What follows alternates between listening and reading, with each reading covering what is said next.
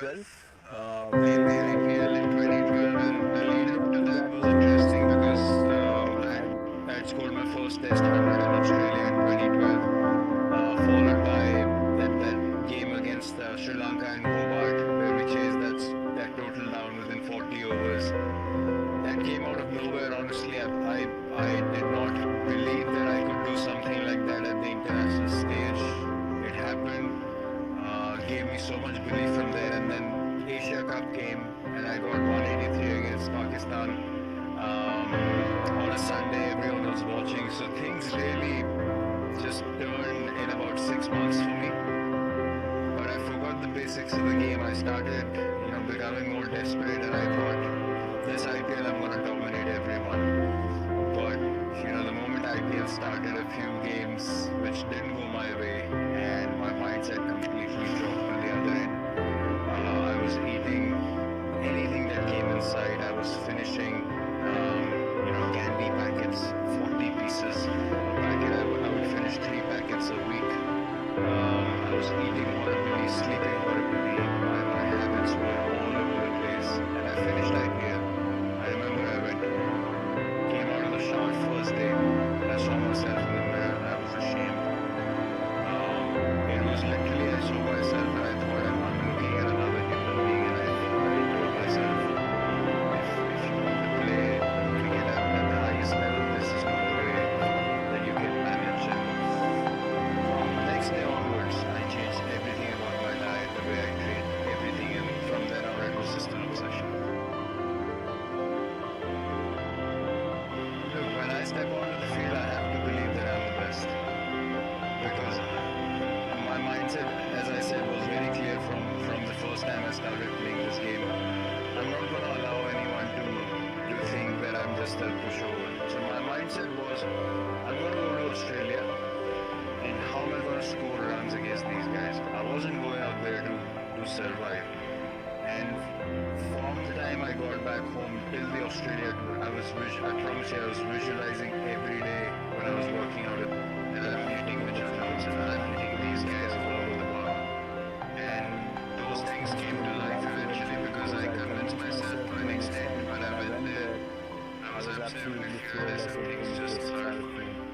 To be honest, before that Australia tour, I was treating every foreign tour like more like an engineering exam that I have to pass somehow, and I have to show people that I can play at this level.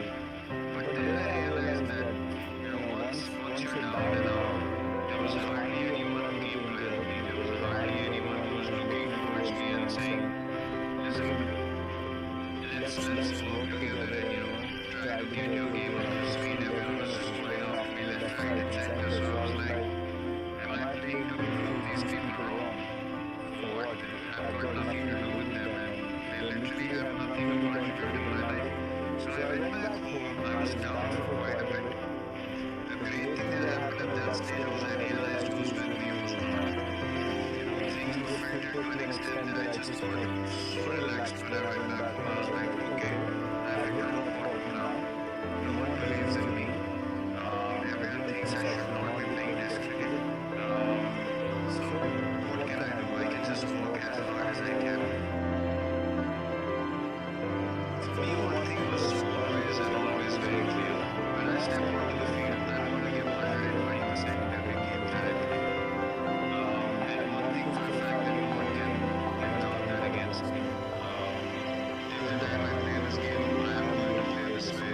This is who I am. And if my mindset in the field is simple, I will not stand around wanting people to do something that I'm not able to do first. For me, every ball is an event. Every moment is an opportunity to make your team win. And that is exactly why I step onto the field. You have to make that time count. If you told me I had to walk away from this game tomorrow, I can walk away without any regrets. Because everything that I've done since I entered the Indian cricket team has always been for the team. I've been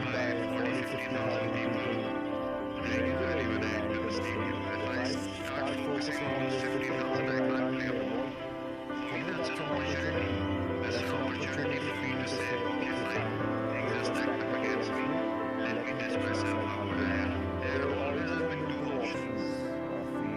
Either it's fight or flight, and I've never taken flight. I've never taken flight. For me, that's just not because look, I can take flight if I can't sleep peacefully at night. For me, it's not worth it. I might as well take the fight if I feel like that I took the right option.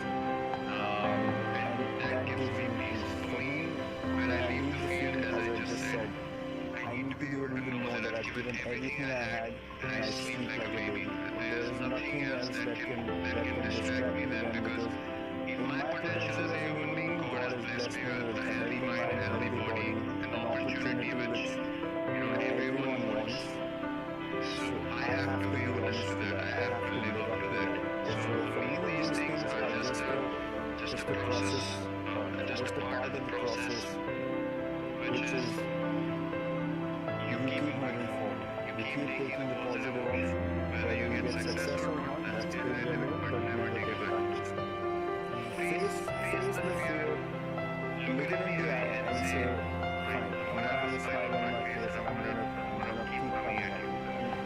That's how I live my life as well. I don't live my life half and half. I've never done something which I'm not 100% convinced about. So for me, as I said, if you wanted me to walk away now, I'd have zero regrets in life or in cricket. But this culture is what is more dear to me. I will do everything in my ability, even if we lose a test match. I want us to go for the win and not surrender or try to save a test match on day 3 or day 4.